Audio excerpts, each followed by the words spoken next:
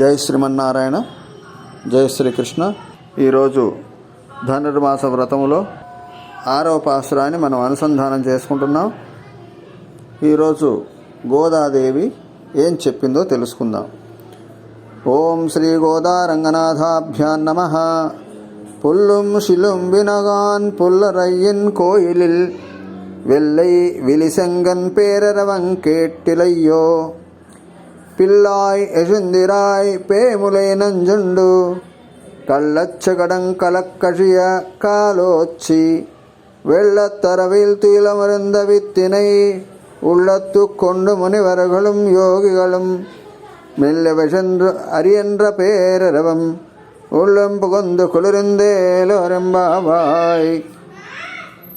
పుల్లుం శిలం వినగాన్ పుల్లరైన్ కోయిలిల్ అని అమ్మవారు చెప్తుంది. ఏమిటట? పక్షులు అరుస్తున్నవి, నీకు వినబడట్లేదా అమ్మా? గరుత్మంతుడు పక్షులకు రాజు. అలాంటి గరుత్మంతుడికి యజమాని అయినటువంటి శ్రీ మహావిష్ణువు ఆలయంలోని తెల్లని శంఖములు పూరిస్తున్నారు. ఆ ధ్వని నీకు వినబడట్లేదమ్మా? పెద్ద ధ్వని.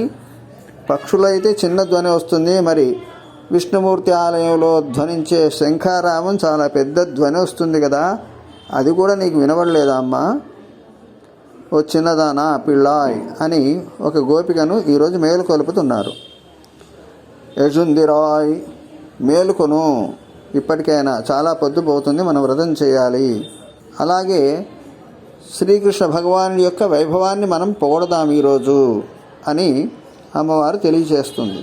ఎలాంటి వాడట శ్రీకృష్ణ భగవానుడు అంటే, పిశాచి అయినటువంటి పూతన, ఒక రాక్షసి, తన స్తనములకు విషాన్ని పూసుకొని ఆ పాలిచ్చే మిషతో శ్రీకృష్ణుణ్ణి సంహరించాలనుకొని వచ్చింది కదా, అలాంటి విషమును భుజించి ఆ పూతనను సంహరించిన వాడు, అలాగే కపటి అయినటువంటి శకటాసురుని యొక్క కీళ్లను సంధిబంధములను తుత్తునియలు చేసినవాడు, ఊడునట్లు ఆ శ్రీపాదముతో తన్నినవాడు. అలాంటి శ్రీకృష్ణ భగవానుణ్ణి మనం ప్రార్థిద్దాం ఈరోజు. అలాగే శేషపాన్పుపై, తెల్లనైన శేషపాన్పుపై శయనించున్నటువంటి జగత్కారణభూతుడైనటువంటి స్వామిని మనసులో ధరించినటువంటి యోగులు, ఋషులు, తపస్సంపన్నులందరూ కూడా మెల్లగా లేచి హరి అనేటువంటి పెద్ద ధ్వని చేయుచున్నారు.